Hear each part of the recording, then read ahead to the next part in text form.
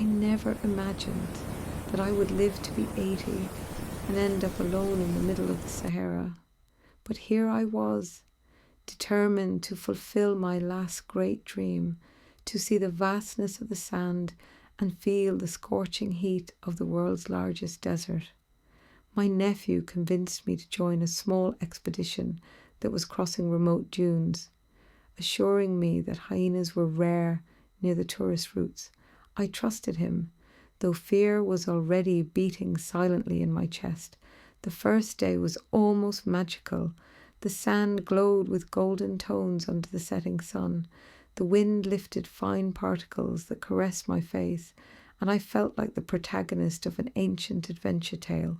We set up our camp near some ancient rock formations, the remains of an old caravan outpost. I sat by the fire while I listened to my nephew tell stories about fearless travellers and wild animals. He joked about hyenas as if they were pet dogs. I smiled weakly, trying to ignore a growing unease. But when night fell, something changed. At first there were soft sounds, an irregular crunch of footsteps that seemed to approach stealthily across the sand. My nephew said it was the wind, but I knew how to distinguish wind that lifts sand from a predator that is closing in. My heart began to race, and the sensation of being watched became intense. Then I saw them for the first time, 2 hyenas with bright eyes that reflected the firelight like tiny glowing coals. They stayed at a certain distance, but their gaze was penetrating and cold. A chill ran down my spine. My nephew took a burning stick and tried to scare them away, but they did not flee. They only retreated a few meters, keeping watch.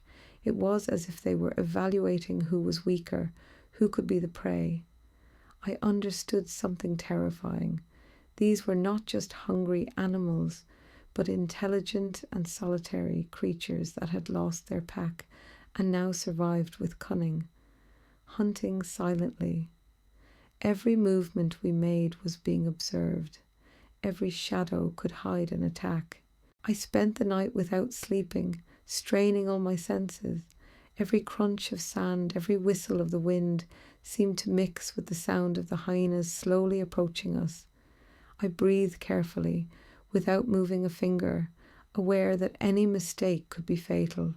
My nephew slept confidently in the safety of our improvised fortress of fire, while I felt the desert envelop us in deadly silence, broken only by the steps of those calculating creatures. The Sahara does not forgive naivete. At my 80 years, I had learned it in my own flesh.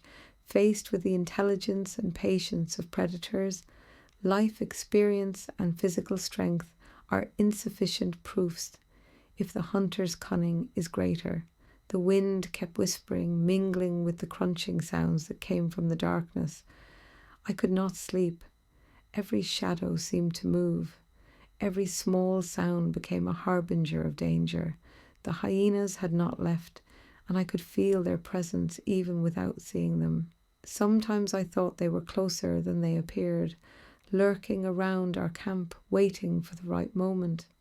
My nephew kept sleeping, confident that the light of the fire would protect us, and that made me feel an enormous responsibility. At 80 years old, I had to keep calm, but fear was gnawing at me. I felt anxiety running through my body, every muscle tense, every thought focused only on surviving.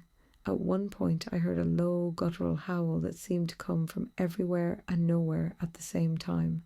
The hyenas moved in a synchronized way, as if they were talking to each other through invisible signals. My breathing quickened. I couldn't run. I couldn't scream. Any sudden movement would be detected. I decided to stay seated very still while I watched one of the hyenas slowly approach our fire. Its eyes reflected the light and its breathing was audible, a subtle hiss that froze the blood. I realized I was not alone. The other hyena stayed farther away, blocking any possible escape. It was a perfect encirclement, a game of patience and strategy by a predator that had learned to survive in the most extreme conditions. My mind filled with memories of my life, of decisions that had led me to this moment. Every experience, every mistake seemed insignificant before the cold intelligence of those animals. I began to murmur to myself words that made no sense, like a ritual to stay focused, to not lose my mind in the midst of fear. Then something unexpected happened. A gust of wind raised sand between us and the hyenas, creating a diffuse barrier of golden dust. I seized that instant of confusion. I stood up slowly, holding the burning stick in front of me. The nearest hyena backed away a little, evaluating my movements. My nephew finally woke up when he noticed my held breath and the glow in my eyes that reflected both panic and determination. "Stay behind the fire," I whispered to him. He obeyed, and together we became a single target to protect ourselves without giving an inch, without allowing the hyena's cunning to find an opportunity. The night seemed eternal. Time stretched, and every minute was a challenge against the patience of the predators. Little by little, the first lights of dawn began to appear. The sand became clearer, and the shadows lengthened. The hyenas did not disappear completely, but their aggressiveness seemed to diminish with the growing light. Still, I knew they were not defeated. They had simply decided to wait, to observe, to prepare their next action. I, tired and trembling, understood something that would change my perception of life and death. In the Sahara, it is not enough to be alive. You have to learn to interpret every sound, every shadow, every movement. Even at 80 years old, I understood that survival depended more on ingenuity and patience than on physical strength. As the sun's rays illuminated the dunes, I knew the night was over, but not the threat. The hyenas had learned our routine. We had learned not to trust the apparent safety of fire. It was a fragile balance, a silent game between life and death, and I was still in it, determined not to be the prey. The sun was already high, but the tension did not decrease. The dunes seemed inert under the blinding light, but I knew that beneath that apparent tranquility, the hyenas continued watching, calculating. Every step I took toward the edge of the camp was measured, slow, precise. I could not allow curiosity or fatigue to make me vulnerable. My nephew stayed by my side, still pale from fear, but with his eyes wide open, alert to every movement of the animals. We tried to gather our belongings and approach our vehicle without making noise, but the treacherous sand sank under our feet, and every crunch seemed like a call to the hyenas. They did not move immediately. It was a game of waiting, of calculated patience that only the oldest and most experienced predators know how to handle. At one point we heard a nearby growl, different from the previous ones, low, vibrant, threatening. The hyena that had been closest lunged toward us with surprising speed. My nephew tripped and fell, and for an instant I felt that everything was lost.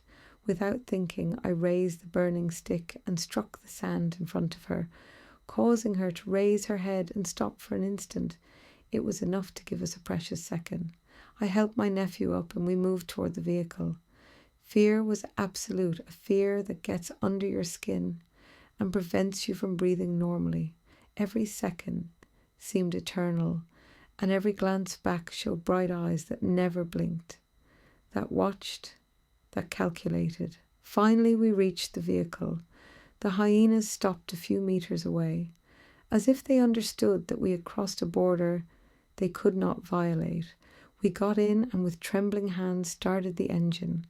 Sand flew around us as the vehicle moved forward slowly, leaving behind the place where the night had been an endless nightmare.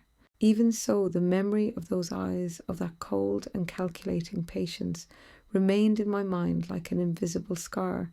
During the whole silent journey, I understood something fundamental. Age does not protect you from fear, nor does experience guarantee safety. The only thing that really saves a human being in the desert is absolute attention, calm under pressure, and respect for every creature that shares the space with you. The hyenas were not monsters, they were survivors, just as I had to be at that moment. We finally arrived at a safe camp where other travellers looked at us with surprise and concern. We told what had happened, but no one could fully understand the tension we had felt, the closeness of death in the form of silent predators that studied us as prey. For me, the lesson was clear. Life can put you on the edge even at 80 years old, and strength is not always measured by the body, but by the mind and the will to survive. I will never forget that night in the Sahara, nor the bright eyes of the hyenas that forced me to face the most primal fear. It was an experience that marked me forever, reminding me that even in old age life can surprise you and test every fibre of your being, and that in the heart of the desert predators do not seek your weakness. They only wait for you to make a mistake.